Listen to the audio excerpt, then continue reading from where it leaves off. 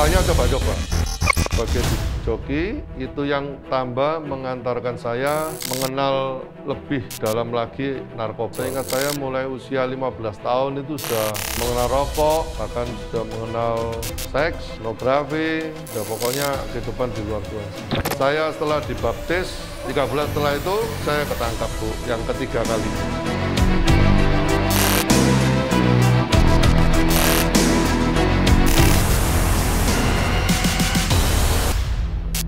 Tahun 2000 saya kepegang polisi, di situ saya di dalam, saya masih bertobat, kenal dengan bandar-bandar lainnya, ya ilmunya pasti bertambah. Saya bikin kamuflase, pagi kerja, sore saya mereproduksi. Sahabat Kata Hati, selamat datang di acara Kata Hati, biarlah hati yang berkata. Saya mengutip satu pernyataan dari seorang yang bernama John Hunters dari Inggris, berkata, "Show me who your friends are, and I will show you who you are." Tunjukkanlah siapa teman-temanmu, dan aku akan menunjukkan siapa kamu. Sahabat Kata Hati, pada saat ini saya bersama dengan narasumber bernama Pak Setiawan Budi. Iya. Selamat datang di Kata Hati, Pak Setiawan Budi. Makasih, Bu. Ya, dan yang biasa disebut, mungkin lebih sering sebutannya WW. Ya. Nah, sahabat hati, menarik sekali kita bisa akan menggali hari ini dari kehidupan Pak WW ini yang memulai kehidupan masa mudanya dengan pergaulan di sekelilingnya. Dan itulah yang kemudian menjerumuskan kehidupannya sampai ke satu dunia yang tidak pernah diduganya akan menjerat dia di dalam kesulitan hidup ini. Nah, kita akan lihat dan kita akan dengarkan Pak WW bisa menyampaikan bagaimana kehidupan masa muda Pak WW sampai terjerat ya di dalam kehidupan narkoba. Ya, baik, Bu. Makasih, Bu, untuk waktunya. Saya dilahirkan dari orang tua yang bukan Nasrani, Bu, ya, dari agama lain. Dan di dalam perkembangan hidup saya tidak pernah mengerti Tuhan Yesus, Tuhan itu ada atau gimana, saya tidak ngerti. Saya hanya mengerti pelajaran agama di sekolah. Waktu itu saya disekolahkan di sekolah Katolik, dan saya hanya mengenal Tuhan Yesus hanya sekedar pelajaran di sekolah aja. Terus kehidupan sehari-hari saya berteman dengan teman-teman yang di luar Tuhan semua. Kalau saya sekarang mengenal firman Tuhan, pergaulan yang buruk merusak kebiasaan yang baik. Jadi saya berteman dengan teman-teman yang di luar Tuhan semua. Jadi itu mulai SMP apa mulai SD? SMP, Bu. Mulai SMP. Kalau seingat saya mulai usia 15 tahun itu sudah masa merokok. puber juga ya, Pak ya? Iya. Sudah mengenal rokok, bahkan sudah mengenal seks, pornografi, udah pokoknya kehidupan di luar Tuhan semua. Singkat cerita, terus saya sehari-hari seperti itu, saya dari keluarga yang bukan broken home, Bu, ya. Jadi keluarga saya bukan broken home, tapi yang mengantar saya sampai mengenal ke dunia malam itu dari pergaulan. Dari teman-teman ya, Pak? Dari teman-teman, Bu. Nah, pada saat Pak WW itu masuk di dalam kehidupan pergaulan malam, tadi umur 15 tahun ya, siapa Pak yang menegur? Apakah ayah atau ibu? Atau nggak ada, anak laki biar aja? Pernah, tapi saya mengeraskan hati saya, Bu. Bahkan seperti Bu Agnes tadi bilang, lebih banyak disangka, biarinlah anak laki aja kok gitu ya. Jadi sampai pulang pagi, kadang ke dunia malam diskotik, sudah saya tidak dicari. Sudah dianggap biasa gitu. Tapi sempat selesaikan SMA, Pak Wewe? SMA selesai, Bu. Tapi kuliah nggak selesai.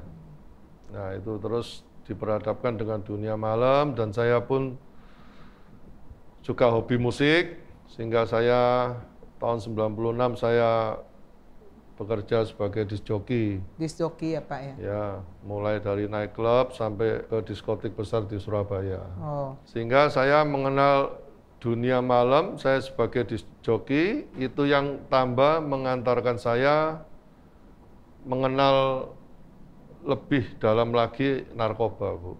Jadi mulai di dunia malam itu mulai ya Pak? di dunia malam itu, waktu itu tahun 96 masih usum ya istilahnya, usum apa, Inex, sabu-sabu, ganja, putau itu saya di awalnya coba-coba. Coba-coba ya Pak, gratis ya Pak awalnya? Gratis.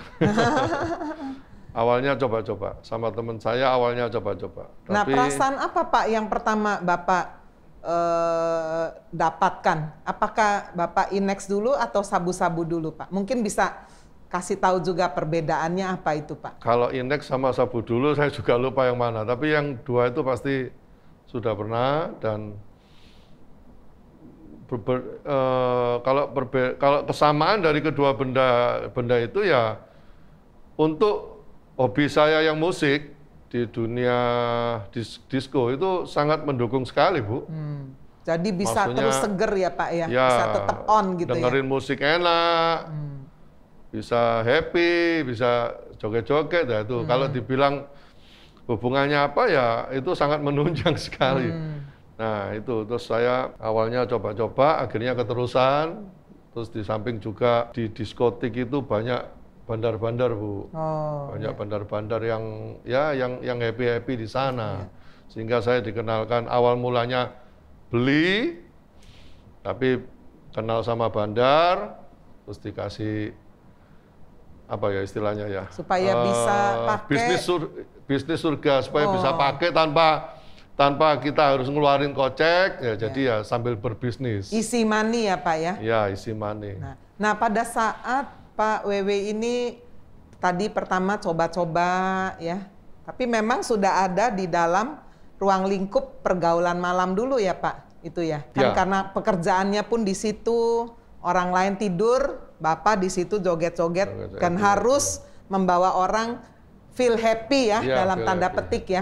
Mau tidak mau masuk sudah semakin dalam. Nah, yang saya ingin tahu Pak, dengan pekerjaan Pak Wewe seperti ini, orang tua pasti tahu ya Pak ya? Nggak tahu, Bu. Saya diem aja. Ya, tapi maksudnya tahu bahwa Pak Wewe ini pulangnya pagi. Taunya ya pulang pagi. Tapi jadi mereka tidak pernah tahu pekerjaannya anaknya ini apa? Nggak tahu. Berarti dari sini kita bisa tahu bahwa hubungan Pak Wewe dengan orang tua kurang harmonis ya Pak, betul ya Pak? Kalau dibilang kurang harmonis, saya juga enggak pernah dipukul lah Bu ya. Saya enggak pernah dipukul, saya enggak pernah mengalami kekerasan dah ya.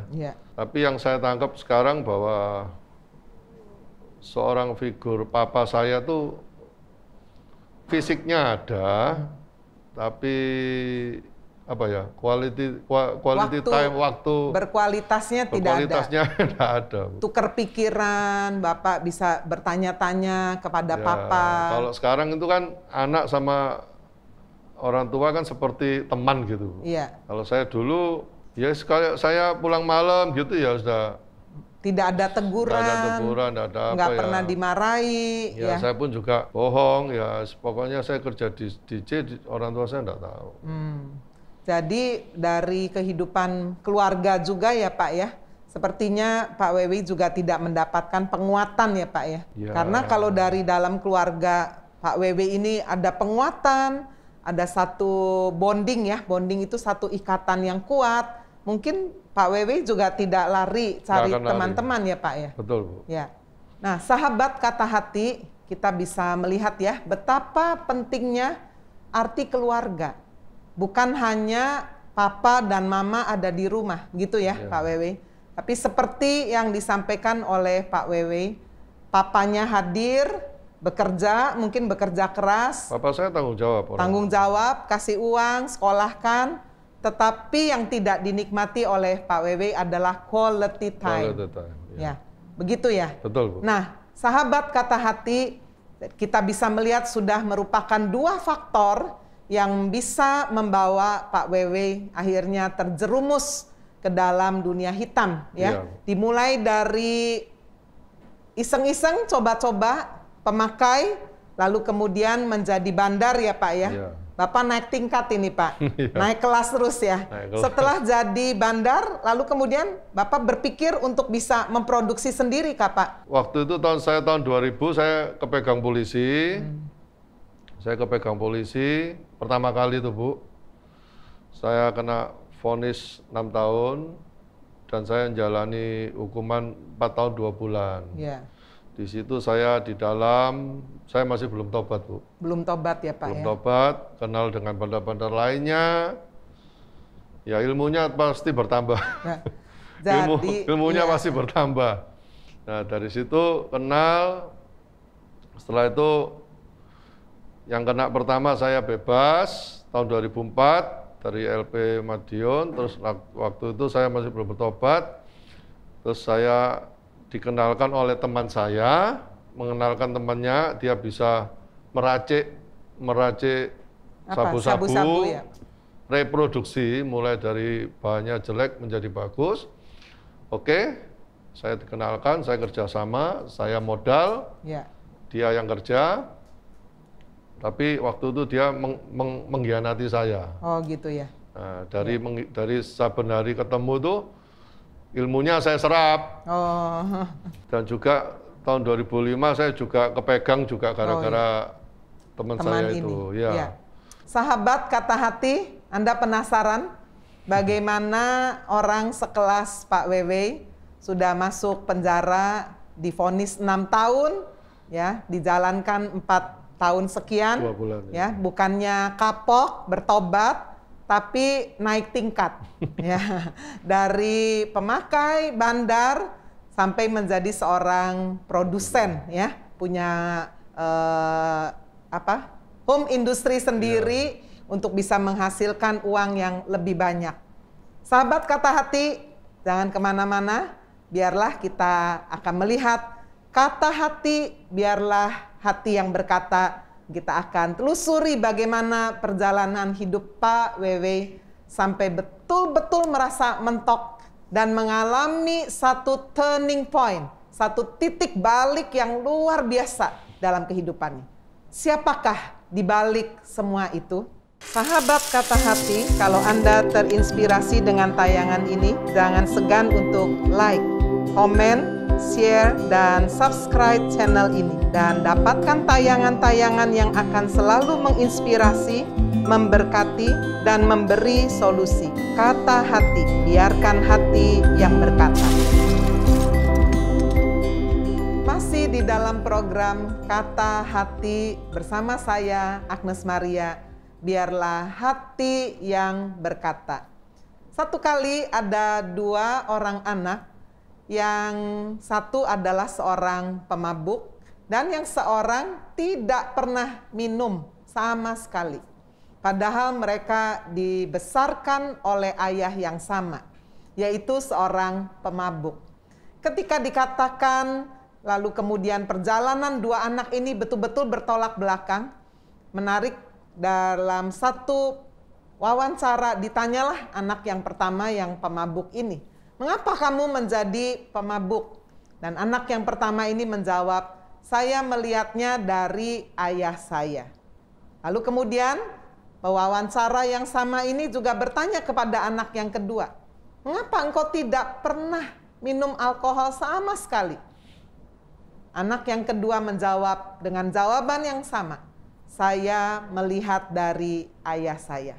Sahabat kata hati, 2 cara pandang yang berbeda ada di dalam situasi yang sama, ternyata bisa memperoleh reaksi yang berbeda. Anak yang pertama memiliki ayah seorang pemabuk dan dia memiliki alasan, "Saya jadi pemabuk karena saya lihat ayah saya." Tapi anaknya yang kedua, dia tidak pernah mau menyentuh alkohol sedikit pun. Dan dia berkata, saya lihat dari ayah saya, ketika dia menjadi seorang pemabuk, dia sama sekali tidak bisa berfungsi sebagai seorang ayah. Dia tidak bisa memberikan contoh. Dan saya tidak pernah mau menjadi orang seperti itu. Nah, sahabat Kata Hati, hari ini kita bersama dengan Pak Wewe. Seperti tadi penuturannya, bagaimana Pak Wewe memiliki seorang ayah yang bekerja keras, bertanggung jawab, kasih uang, ya. Tetapi ternyata uang bukan segala-galanya. Betul, Bu. Walaupun tidak ada uang susah juga kan ya. Nah, apa yang kemudian dilakukan oleh Pak Wewe rasanya hampir sama ya. Pak Wewe terus bekerja walaupun bekerjanya mendapatkan easy money, mendapatkan uang yang sangat mudah. Mungkin di dalam hati Pak Wewe terbersit, saya ingin berikan untuk istri saya, kebahagiaan anak saya. Ya, tetapi ternyata apakah betul ketika Pak Wewe memberikan uang itu, apakah istri dan anak berbahagia? Mungkin Pak Wewe bisa ceritakan. Yang membuat saya sampai sulit melepaskan dari narkoba itu ya karena satu ya saya masih masih enjoy dengan dunia yang seperti itu. Kedua ya karena isi money itu, Bu. Cari uang gampang, dan saya selalu menganggap bahwa keluarga itu, istri, anak, saya kasih uang belanja, lebih-lebih itu sudah cukup bagi saya.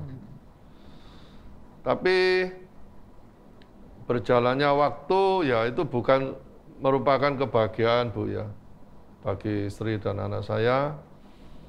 Karena mereka yang mau itu ya kebersamaan, ada quality time ya Pak. Ya, dan juga figur seorang ayah itu, Bu, yang diharapkan. Jadi itu saya ketahui setelah saya bertobat dan mereka dan anak istri saya mendapatkan itu semua dari saya. Ya. Gitu. Tadi Pak Wewe bercerita bahwa sempat dipenjara 1 kali, lalu kemudian keluar bebas, bukannya bertobat malah menjadi-jadi ya Pak ya. Sampai kemudian dipenjara lagi yang kedua, lalu kemudian keluar tahun 2005 saya kena kedua kali. Terus tahun 2005 yaitu yang 2005 yang kedua kali yang saya dikhianati oleh teman saya. Saya masuk tahun 2005, saya cuma menjalani 4 bulan. Lalu tahun 2005 bebas. Lah itu di situ yang saya ambil ilmu dari teman saya itu untuk meracik, untuk mereproduksi. Tahun 2005 saya kerjakan sendiri. Sampai tahun 2007. Wah, uangnya tambah banyak ya Pak. Apakah dalam kondisi seperti itu nggak ada rasa takut Pak? Saya mau berhenti, saya mau stop ini. Nggak ada takutnya. Nggak ada takut. Kalau ini yang saya alami lah ya. Kalau sudah gitu itu sudah nggak ada takutnya, Bu. Padahal kan sudah dipenjara 2 kali ya Pak. Tidak membuat jera ternyata penjara. Tidak membuat jera. Oh. Nah itu yang ketiga itu yang saya reproduksi itu ya itu yang saya ketangkep ketiga kalinya itu yang menjadi titik balik saya untuk jera. Tapi sebelumnya tahun 2005 setelah saya bebas, yang waktu kedua kali itu mama menginginkan saya untuk meneruskan usahanya. Oh gitu. Usahanya apa Pak kalau boleh tahu Pak? Peti mati Gloria, Bu. Oh, peti mati. Gloria, Bapak lihat peti mati nggak takut ya? Wah, jangan-jangan saya kalau mati masuk mana ini ya? Yang pasti masuk peti dulu. Iya, pasti semua masuk peti Pak, tubuhnya. Tapi manusia kan bukan nggak sama seperti binatang ya. Saya ingin setiap hari Bapak lihat ada peti mati, apa nggak ada rasa, waduh saya kalau masuk peti mati ini, saya dead begitu, saya masuk kemana ya? Kira-kira ada pertanyaan gitu apa enggak Pak? Kalau dulu saya mungkin menganggap itu sebagai ketakutan, tapi kalau sekarang ya enggak. Hidup adalah Kristus, mati adalah kemenangan. Iya. Kalau sudah mengenal Kristus, enggak. Betul, ya. Pak. Pada saat Bapak, Mama mulai bisnis itu, Bapak kan belum bertobat kan? Belum. Itu yang saya tanya, Pak. Sampai saya ketemu Mama saya bilang, ngapain bisnis peti mati? Bisnis peti mati, orang mati kok diurusi gitu, bilang gitu. Tapi ya itu dulu, tapi sekarang mengucap syukur aja bahwa itu semua sudah dipersiapkan buat saya. Sudah merupakan jalannya Tuhan ya. Iya Pak. Jadi Pak, setelah Bapak keluar dari penjara yang kedua, saya apakah ada satu tahapan ya sampai Bapak bisa kira-kira ada satu titik terang gitu loh Pak?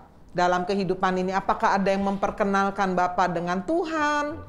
Atau Bapak semakin terjerumus lebih jauh, tarik-menarik dalam hidup ini? Apalagi setiap kali lihat peti mati, waduh. Ya. Ya. Lalu kemudian ada juga pemberitaan, kamu nggak takut nih kalau mati masuk kemana ini? Gitu ya. Nah itu saya ingin tahu sih Pak, pergumulan perjuangan Bapak sampai pada akhirnya ternyata kan ketangkep lagi kan ya Pak ya, masuk penjara lagi untuk yang ketiga kali. Jadi setelah bebas dari kedua, kan saya kan diminta Mama saya untuk melanjutkan lah ya. Tapi waktu itu saya masih belum bertobat. Yang saya bilang tadi, yang ilmu teman saya ambil. Jadi saya pagi datang, ya seperti store wajah gitu lah ya sama Mama ya. Setelah itu sore saya pulang. Sore pulang saya mereproduksi narkoba itu. Terus itu saya lakukan dan juga waktu itu ya Mama kan juga ada kenal hamba Tuhan, Bu. Jadi Tuhan. Mama sudah mulai mengenal Tuhan juga ya, Pak ya? Ya, Mama. Padahal latar belakangnya kan bukan di luar Tuhan, tapi semenjak Papa meninggal tahun 98, Mama saya dibaptis. Jadi ada yang memperkenalkan. Jadi penderitaan juga bisa membawa orang ya, Pak? Bisa dekat kepada Tuhan. Entah itu Mama saya dituntun sama siapa untuk baptis, saya nggak tahu. Karena waktu itu saya masih, tahun 98 itu masih dunia malam saya. Ke dunia saya sendiri. Setelah itu saya bikin kamuflase, pagi kerja, sore saya mereproduksi. Saya dikenalkan Mama saya hamba Tuhan. Hamba Tuhan waktu itu juga menginjili, mengenalkan Injil. Saya dulu kan selain narkoba kan juga merokok, Bu. Merokok saya ya banter juga. Terus saya diinjili, tapi Injil saya waktu diinjili itu saya putar balikkan terus, Bu. Mokong ya, Pak ya? Mokong. Ya kenapa pabrik rokok kok pada kaya-kaya semua? Saya jawabnya cuma gitu aja. Jadi fokusnya hidup Pak Wewe pokoknya kaya lah. Kamu udah nggak usah ngomong apa-apa, orang kalau nggak ada duit ya sengsara gitu ya Pak? Saya prinsipnya, ya waktu Mama saya juga nasihati saya bilang, pokoknya saya nggak pernah merugikan teman. Maksudnya dulu walaupun bisnis narkoba saya selalu istilahnya tamsuknya lah, Bu, maksudnya cengli lah. Cengli. Maksudnya tanggung jawab. Nggak pernah sampai makan uangnya teman, nggak pernah. Jadi saya anggap udah nggak usah diurusi saya selalu bilang gitu. Sehingga saya nikmat terus dunia malam, dunia narkoba itu. Terus pada waktu itu saya diinjili, yang kedua itu juga saya putar balikan. Saya putar balikan. Jadi Bapak sempat dibawa ke gereja juga? Saya waktu itu diajak ke gereja, tapi saya nantang malah, Bu. Tuhan Yesus bikin mujizat dulu di depan mata saya, baru saya mau percaya. Lalu gimana Pak? Dijawab nggak Pak doanya? Ya dijawab kalau sekarang. Ya kalau sekarang sudah mengenal firman Tuhan ya seperti Thomas itu, Bu ya. Seperti Thomas itu. Iya, betul. Cucukan tangannya ke paku tuh. Saya tantang, Bu. Hamba Tuhan itu saya tantang terus. Tapi hamba Tuhan itu kan memang pantang menyerah, Bu ya. Jadi saya terus mendoakan, sabar ya Pak ya. Terus saya diajak ke gereja. Saya diajak ke gereja ya wes lah, daripada diteramai terus saya ikut aja lah ke gereja. Ke gereja ada orang tepuk tangan, nangis. Aneh ya nangis Pak saya ya? bilang aneh ini apa ini? Nangis, kadang tertawa. Tapi sekarang saya mengenal ya karena itu mengalami Roh Kudus ya dia, mengalami perjumpaan dengan Roh Kudus. Tapi saya dulu menganggap ini aneh. Tapi ya sehingga saya terus menganggap aneh, tapi akhirnya jadi orang aneh juga ya Pak. Iya.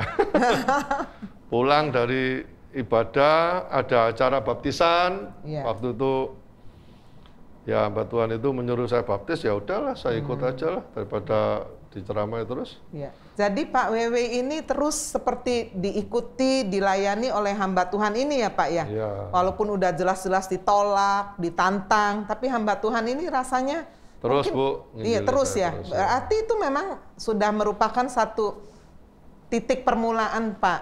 Ya, Bapak ini sudah seperti ditandai untuk terus dikejar. Kalau saya sekarang mengerti ya itu semua udah rencana Tuhan buat saya lah. Ya, sudah jalannya Tuhan ya Pak. Nah pada waktu Pak Wewe dibaptis, istri juga mau ikut Pak? Enggak mau Bu. Waktu itu kita masih belum seiman. Jadi ya enggak tahu.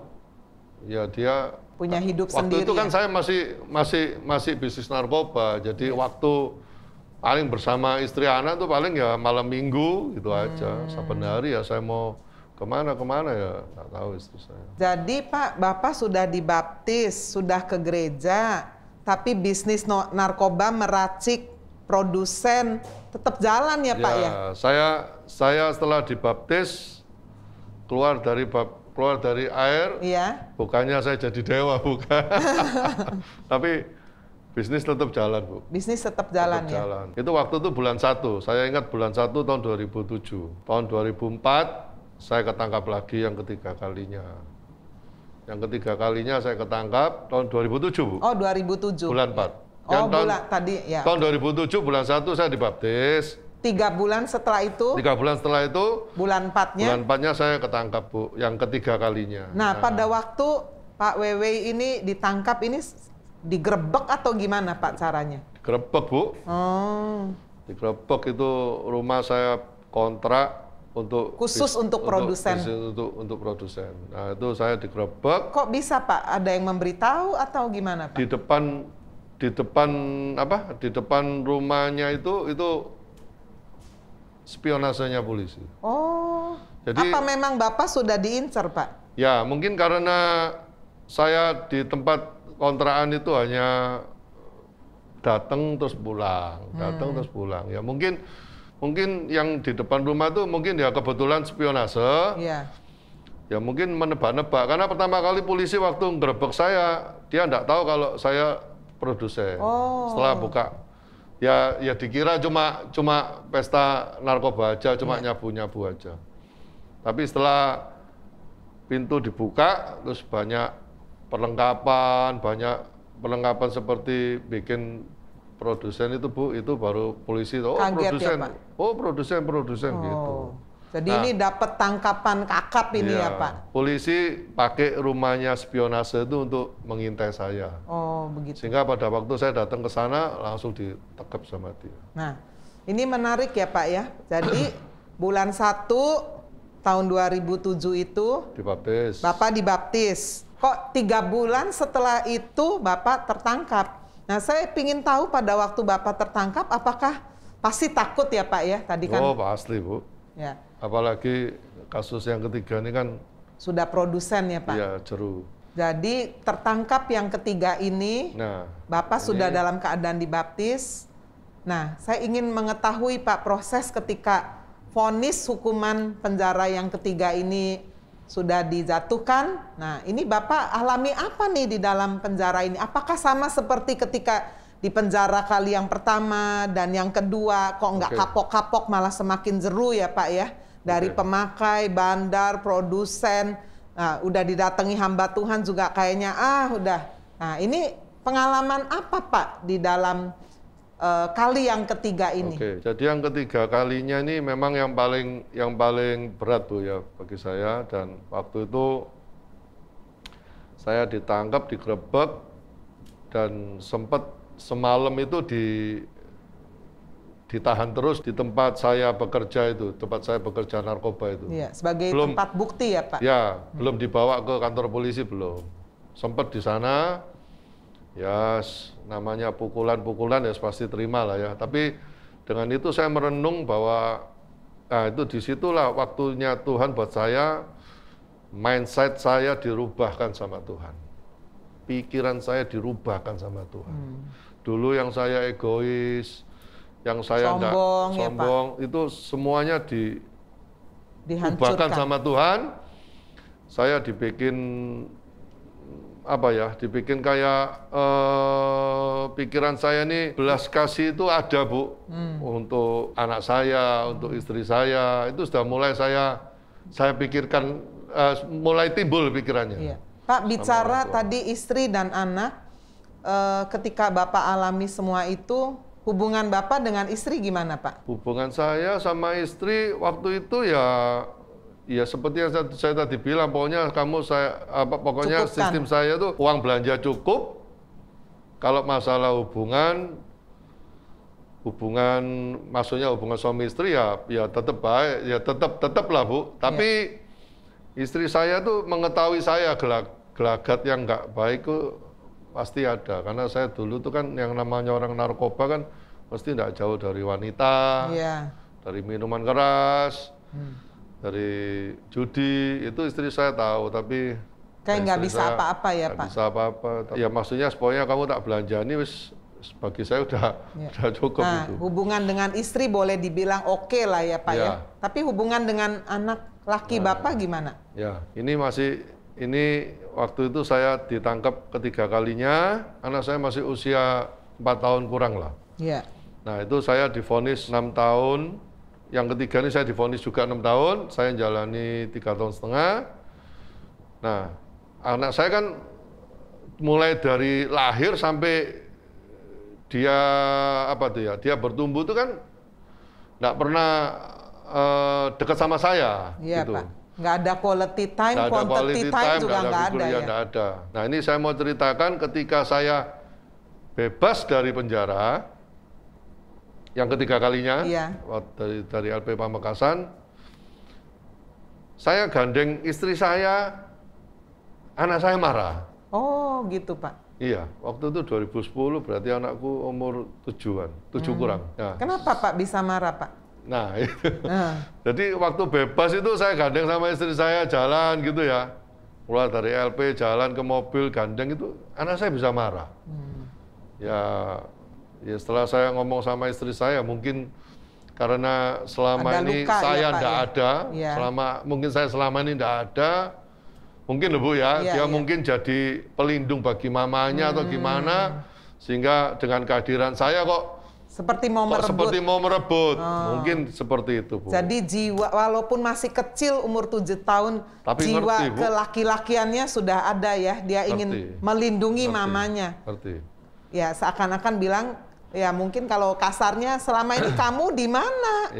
Pada saat kami membutuhkan, ya mungkin, sekarang sudah bebas, kamu bisa diterima oleh mama, kok enak gitu ya kira-kira ya Pak ya. Saya juga tidak pernah mengerti akan dunia anak-anak, tapi setelah saya mengikuti setelah saya jalani ya memang seperti itulah. Anak itu mengerti, Bu. Jadi walaupun kecil, walaupun ada masih rasa sakit lah, Pak. Walaupun masih usia kecil, dibohongi, papa kerja tetap dia anak saya tuh tahu kalau papanya tuh di penjara. Pak Wewe, saya mau tanya ya, kata orang yang kecanduan narkoba ini identik dengan pembohong, apa betul ya Pak? Ya. Betul ya Pak? Betul. Gimana sih Pak? Itu saya nggak bisa Pak. Apakah seandainya orang itu baik, aslinya jujur gitu ya Pak, tapi kemudian kena obat itu jadi pembohong gitu Pak? Betul lah, bisa merubah karakter seseorang tuh bisa. Nah saya teringat dengan satu kutipan dikatakan bapaknya pendusta itu kan iblis ya Pak? Iya. Berarti bisa nggak Pak disimpulkan kalau barang-barang seperti sabu, Inex dan lain-lain ini berasal dari bapak pendusta itu Pak? Bisa. Karena hasilnya kan bikin orang jadi suka bohong ya Pak? Ya, bisa lah Bu, itu semua merubah karakter, bahkan sampai gak mengenal Tuhan ya gara-gara barang-barang gitu Bu. Ya, nah kembali Pak, Bapak tadi ceritakan kan setelah keluar Bapak menggandeng istri. Ada satu momen yang saya ingin Bapak juga bisa kisahkan ketika di dalam penjara yang ketiga ini, betul-betul istilahnya Bapak itu alami satu turning point ya, satu titik balik. Kali ini saya kapok, mau tobat bener-bener, bukan tobat kumat ya Pak ya. Tapi, nah itu pengalaman ini Pak yang sangat berharga bagi pemirsa Kata Hati ya. Kalau Pak Wewe bisa alami ini, saya yakin setiap pemirsa juga pasti bisa. Waktu yang ketiga itu, yang saya masih di rumah kontrakan itu, setelah itu saya dibawa ke kantor polisi. Nah itu kan Tuhan sudah merubah mindset saya sudah mulai iba sama istri, sama anak. Waktu dibawa ke kantor polisi dan saya dimasukkan ke dalam sel tahanan, nah disitulah saya awal mulanya, saya kan tidak bisa berdoa Bu. Tapi saya bicara dalam hati saya, Tuhan saya mau berhenti, saya mau berubah. Saya cuma bilang gitu aja. Saya tidak bisa doa, tidak bisa. Tapi itu doa Pak, doa kan bukan bahasa Nah, tapi formal. saya dulu kan nggak ngerti. Tapi setelah saya sekarang ngerti bahwa ucapan kita itu adalah doa. Iya, betul Pak. Terus saya di dalam sel-selan tuh saya tidak ada rasa kepingin lagi.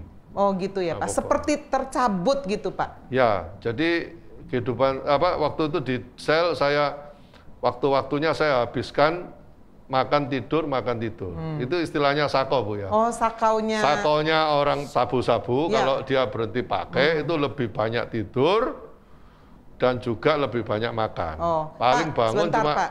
Ini dari saya yang orang awam ya. Sebab saya juga sering konseling dan bilang, "Bu, dia sakau. Aduh sampai kayak mau mati gitu ya, mau minta-minta gitu loh." Nah, ini kok kalau dengar Bapak kok sakaunya makan tidur. Apa ada efek yang berbeda Pak sakau itu Pak? Sakau itu kan istilahnya kepingin Bu ya. Iya. Tapi itu juga dilihat dari dia memakai narkoba apa. Kalau memang yang setahu saya itu apa Pak? Itu putau. Itu yang setahu saya tuh pakai putau. Karena dia nyuntik urat-urat di sini supaya bisa mengalami lebih lagi Bu. Itu memang yang parah putau Bu. Tapi kalau orang pakai sabu-sabu, pakai inek, itu kalau dia bilang sakonya seperti mau mati itu bullshit itu Bu. Bohong itu. Memang waktu sakonya itu ya cuma dihabiskan makan tidur. Makannya lebih banyak, tidurnya lebih banyak. Nah itu Pak Wewe alami di penjara sakau seperti itu berapa lama Pak? Seminggu lah Bu. Oh seminggu ya? Setelah seminggu saya sudah pulih. Pulih tanpa rehabilitasi ya Pak? Ya maksudnya gini, dari awal sudah tidak kepingin lagi Bu. Kalau dulu kan masih kepingin. Sekarang sudah tidak ada sama sekali, saya pakai makan tidur, pulih. Setelah itu di dalam sel-selan itu setiap hari saya lupa tuh seminggu sekali ada ibadah. Ada ibadah kebaktian. Terus saya di ruangan kecil lah, di ruangan kecil itu yang Kristen-Kristen semua dikumpulkan. Nah, disitulah saya mengalami lawatan Tuhan Bu. Ketika hamba Tuhannya almarhum Pak Rosidi itu. Ketika itu dia menyanyikan Ku Mau Cinta Yesus. Itu saya dilawat Tuhan habis-habisan Bu. Jadi jadi orang dilawat tuh enggak mesti KKR ya, lewat lagu aja. Lewat lagu aja udah dilawat Tuhan. Pemirsa Kata Hati menarik sekali, justru lawatan Tuhan ini tidak selalu harus KKR ya Pak ya. Lalu harus lewat khotbah yang luar biasa, hamba Tuhan terkenal. Tapi ternyata lewat satu pujian ya. Itu saya Ku Mau Cinta Yesus. Ku Mau Cinta Yesus. Ayo Pak kita nyanyi Pak. Ku mau cinta Yesus selamanya. Ku mau cinta Yesus selamanya. Meskipun badai silih berganti dalam hidupku, ku tetap cinta Yesus selamanya. Ya Aba, Bapa, ini aku anakmu, layakkanlah seluruh hidupku. Ya Aba, Bapa, ini aku anakmu, pakailah sesuai dengan rencanamu. Simple lagunya. Simple, tapi ada kuasa, iya. Pak. Saya seperti diperlihatkan video kelakuan saya yang dulu itu. Saya nangis, saya dilawat Tuhan habis-habisan waktu itu. Di situ, Pak, ya? Ya, di disitulah saya mulai timbul iman kepercayaan saya kepada Tuhan. Jadi saya pun waktu itu setelah ibadah kebaktian cuma sejam itu, saya dikembalikan lagi ke sel. Di dalam sel itu saya timbul rasa haus Bu, seperti orang haus dan lapar, seperti orang kecanduan. Ya apa sih Tuhan itu? Terus akhirnya saya memutuskan untuk masukkan Alkitab, Bu. Alkitab ya. Iya. Tapi waktu itu saya mau minta istri saya, kok saya disungkan karena kan masih belum seiman. Iya. Sehingga saya titip sama teman saya yang mau dibesuk, dia bawa masukkan Alkitab itu. Saya baca di sana, karena di dalam penjara banyak nganggurnya, Bu. Iya. Banyak di situ Bapak sekolah, Pak. Iya, saya baca mulai dari Perjanjian Lama sampai baru. Habis saya baca terus, saya baca Sampai terus. berapa kali, Pak? Saya hitung-hitung 6 kali, Bu. Wah, luar biasa ya. 6 kali, sehingga saya mengenal firman Tuhan, dan juga waktu habis dari Polrestabes, saya dipindahkan ke Medaeng. Nah, di Medaeng malah lebih banyak lagi, Bu. Ibadahnya. Waktu sebelum pandemi ini malah dulu tuh satu hari itu 2 kali ada ibadah, Bu. Jadi mulai dari Senin, Sabtu itu 2 kali. Jumat pendalaman Alkitab. Jadi di Medaeng itu memang yang mengajari saya untuk lebih dekat lagi pada Tuhan. Ya. Pemirsa Kata Hati, kalau kita memperhatikan ya sepak terjang kehidupan dari Pak Wewe, menarik sekali. Tadi faktor tidaknya melihat ada tuntunan dari papa ya, atau kalau saya bilang seperti generasi tanpa ayah, fatherless, tidak punya quality time. Seorang ayah yang seharusnya tidak hanya mencari nafkah bagi anak-anaknya, tapi juga menjadi teladan, memberikan waktu buat anaknya, ternyata tidak diperoleh ya di dalam kehidupan Pak Wewe, sehingga dicampur dengan faktor kedua adalah pergaulan yang buruk ya dengan teman-teman sekelilingnya. Nah, jangan kemana-mana dulu, kita sebentar lagi akan menyelesaikan ini untuk menyimpulkan bagaimana pada akhirnya Pak Wewe betul-betul bukan hanya mengalami satu perubahan 180 derajat, tetapi bahkan memberikan dirinya, hidupnya untuk bisa dipakai oleh Tuhan. Sahabat Kata Hati, biarlah hati yang berkata. Kita akan kembali lagi setelah yang satu ini. Sahabat Kata Hati, kalau Anda terinspirasi dengan tayangan ini, jangan segan untuk like, komen, share, dan subscribe channel ini. Dan dapatkan tayangan-tayangan yang akan selalu menginspirasi, memberkati, dan memberi solusi. Kata Hati, biarkan hati yang berkata. Sahabat Kata Hati, biarlah hati yang berkata. Masih bersama dengan saya, Agnes Maria, dan narasumber kita, Pak Wewe. Mengalami satu perubahan yang 180 derajat luar biasa. Tadi ada 2 faktor yang membawa Pak Wewe sampai terjerumus ke dalam dunia hitam, di penjara 3 kali, yaitu fatherless, ya, tidak memiliki satu tuntunan, panutan dari seorang ayah, dan juga pergaulan yang buruk itu merusak kebiasaan yang baik. Nah, sementara kemudian Pak Wewe juga menceritakan bagaimana titik balik itu ternyata dimulai dari Tuhan. Ya. Benar sekali dikatakan bahwa bukan manusia yang mencari Tuhan, Tuhanlah yang mencari kita. Betul. Ya, Tuhanlah yang mencari Pak Wewe melalui hamba-hambanya. Walaupun dicuekin, ya, tetapi ternyata itu satu benih. Betul. Nah, benih firman Tuhan walaupun dicuekin, disepelekan, dihina, Bahkan Pak Wewe tadi sempat berkata menantang Tuhan. Ya, tapi ternyata tidak sia-sia. Tadi kita menyimak bulan 1 dibaptis bukan sepenuh hati itu ya. Tapi karena sungkan lah, udah ya baptis lah. Tapi ternyata bulan 4 masuk penjara yang ketiga kali. Nah ternyata itu adalah cara Tuhan. Itu Pak Wewe berada di dalam sana, alami satu perjumpaan pribadi dengan Tuhan.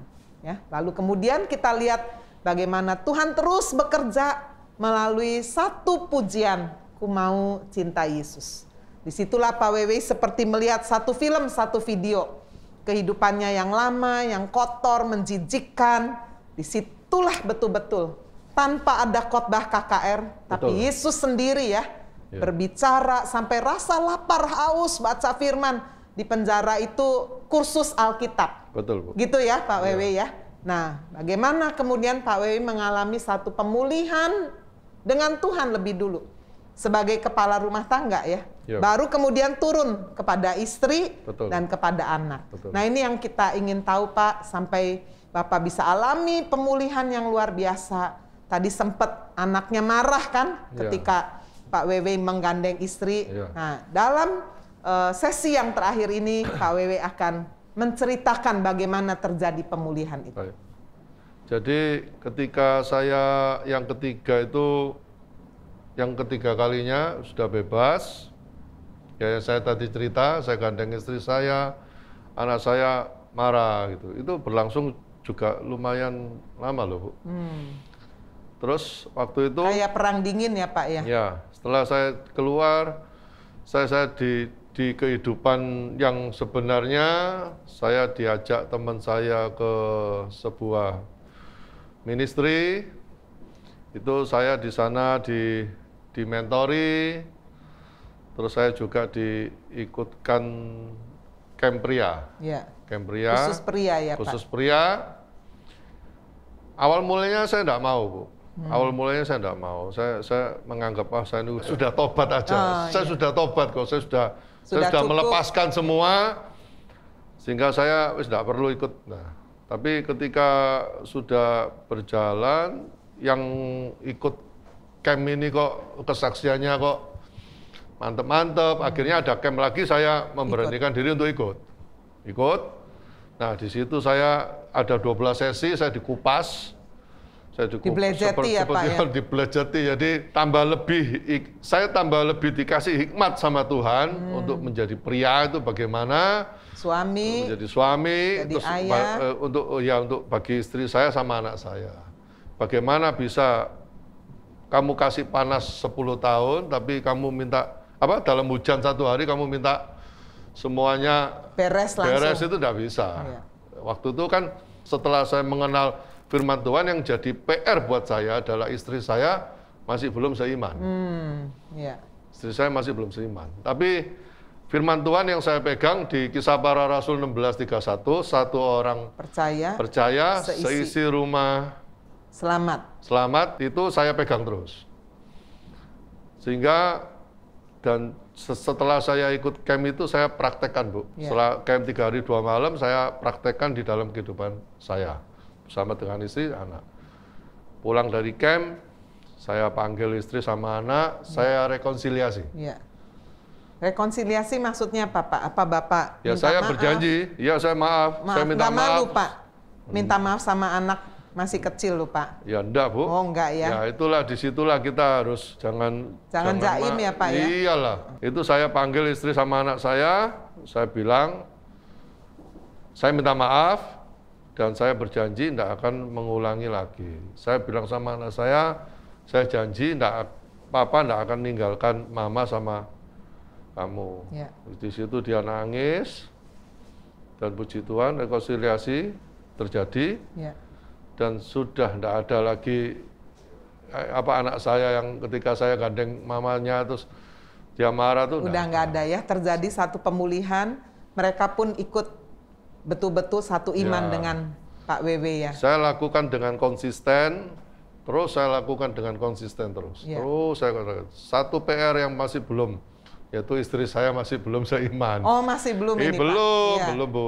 Itu saya lakukan terus ketika saya mendapatkan apa yang saya dapatkan, dan juga saya juga terlibat dalam pelayanan kepriaan itu. Setelah saya dipulihkan, saya mendapat berkat, saya terlibat dalam pelayanan itu, sehingga saya tambah lebih dicas terus ya, Bu ya. Betul, saya tambah lebih dicas terus, saya lakukan terus, konsisten. Terus setelah itu istri saya mulai tanya-tanya Tuhan. Oh ya, saya mulai dulu ketika saya di dalam penjara yang ketiga kali itu, saya mengenal teman saya. Di dalam dia tuh senang mempelajari ketuhanan di dalam agama lain. Saya tidak perlu sebutkan. Nah, itu dia punya bukunya banyak, saya pinjam bukunya, dan waktu keluar itu saya kasihkan istri saya suruh dia baca. Di samping juga saya melakukan dengan konsisten itu, Bu, perubahan itu. Akhirnya dia mulai tanya-tanya tentang Tuhan Yesus. Nah, ketika dia tanya, saya sudah yakin ini pasti nih. Pasti sudah saya maksudnya kan kayak orang mancing, Pak. Ya, tapi ya puji Tuhan, setelah itu dia mau dibaptis, Bu. Puji dia Tuhan. Mau terima Tuhan tanpa saya paksa. Karena saya tahu istri saya kalau dipaksa, kalau sudah waktunya semuanya menjadi indah ya, Pak. Saya tahu kalau istri saya dipaksa malah semua orang lah kalau dipaksa. Betul. Mereka pasti kepinginnya contoh lah. Contoh yang penting nanti. Takut Bapak kumat lagi kan, Pak? Terus habis itu dia mau terima Tuhan Yesus, dia dibaptis. Setelah dia dibaptis, lalu saya rencanakan untuk peneguhan nikah. Dulu sudah, kan saya nikah cara lain. Dengan cara lain. Ini saya dengan cara Tuhan. Nah, itu saya semakin hari semakin dipulihkan sama Tuhan. Semakin diberikan tanggung jawab lagi yang besar. Luar biasa. Pemirsa Kata Hati, kita akan mengakhiri episode pada saat ini dan kita ingin mendengar pesan dari Pak Wewe ya kepada setiap pemirsa Kata Hati. Apa yang harus dilakukan oleh seorang anak remaja, anak muda, lalu kemudian seorang suami, seorang ayah, dan juga seorang yang mungkin saat ini ketika Anda sedang menyaksikan Kata Hati, program Kata Hati, Anda mungkin sedang masih ada di dalam satu cengkraman narkoba. Kita akan dengar pesan dari Pak Wewe. Jadi yang mau saya berikan pesan adalah dari apa yang saya alami, satu adalah waktu tidak bisa kembali, Bu. Jadi waktu tidak bisa kembali. Jadi saya jalani total di dalam penjara itu total itu, Bu, ya, itu 8 tahun 2 bulan. Itu adalah waktu yang sangat panjang, lama dan sangat berharga, dan ketika saya mau ulangi lagi saya tidak bisa. Maksudnya waktunya itu terbuang dengan sia-sia. 8 tahun 2 bulan saya di dalam penjara. Belum lagi saya mengalami narkoba itu mulai dari tahun 96. Jadi saya kalau di total 11 tahun itu saya hidup sia-sia gitu ya, Pak. Hidup sia-sia. Jadi pesan saya bahwa waktu itu tidak bisa diulang. Berikanlah waktu itu yang terbaik, bisa menjadi berkat bagi sesama, dan cari pergaulan yang baik, yang semuanya juga di dalam Tuhan. Dan untuk untuk mencari nafkah, janganlah tergiur dengan isi money. Dari sisi keuangan, Bapak dulu produsen narkoba dan sekarang usahanya peti mati ya, Pak ya? Ya, lebih tenang sekarang, Bu. Tapi kan jomplang ya, Pak? Jomplang, nggak apa-apa. Tapi yang penting tenang. Arti tenang. Kalau dulu uang banyak tapi nggak bisa tenang. Kalau ada polisi aja udah takut. Tapi sekarang kita bersahabat sama polisi. Nah, itu dari sekarang Pak Wewe juga masuk di dalam pelayanan juga ya, Pak ya? Puji Tuhan. Dan jadi isi money jangan, terus kalau pemirsa mungkin mengalami keterikatan, entah itu bukan hanya narkoba, pornografi, keterikatan pornografi, merokok, hidup malam. Hidup malam itu udah dilepaskan aja, dan ayo kita boleh menjadi berkat bagi sesama. Dan perubahan jangan selalu kita menuntut orang lain. Ya, mulai dari Perubahan diri harus sendiri. dimulai dari diri kita sendiri. Ya. Saya dulu menginginkan istri, ketika saya sudah mengenal Tuhan, saya menginginkan istri saya, segeralah kamu, maksudnya terima. Ingin kilat ya, saya lu udah berubah, kamu nggak berubah-berubah. Ya, gitu. tapi ternyata enggak. Tapi ternyata istri saya bilang ketika saya menjalani dengan konsisten dan bisa menjadi contoh, dia mau berubah. Ya. Jadi perubahan harus dimulai dari diri kita dulu. Ada proses ya Pak? Ya, baru nanti semuanya mengikuti. Ya, indah sekali pemirsa, sahabat Kata Hati. Hari ini kita mendapatkan satu pengalaman hidup yang hari ini kita sudah melihat bagaimana Pak Wewe seperti berlian, ya, yang diambil dari satu onggokan sampah, lumpur, mungkin sudah sepertinya tidak punya harapan lagi. Tetapi bagaimana Tuhan yang mengasihi manusia, yang dipercaya oleh Pak Wewe, yang namanya Yesus ini, betul-betul mencari dari onggokan sampah. Sehingga di prosesnya, proses demi proses sampai bertahun-tahun, sebetulnya hanya untuk betul-betul mengembalikan Pak Wewe ke dalam satu rencana dan kehendak Bapa yang sangat indah. Sahabat Kata Hati, biarlah hati yang berkata. Jika ada dari sahabat hati membutuhkan bantuan, saya sangat yakin Pak Wewe dan tim sangat bersedia untuk membantu. Sehingga bukan hanya Pak Wewe yang bisa diselamatkan dari jerat narkoba dan kehancuran rumah tangga, tetapi Anda juga bisa. Sampai berjumpa di dalam episode Kata Hati, biarlah hati yang berkata. Saya Agnes Maria dan Pak Wewe undur diri.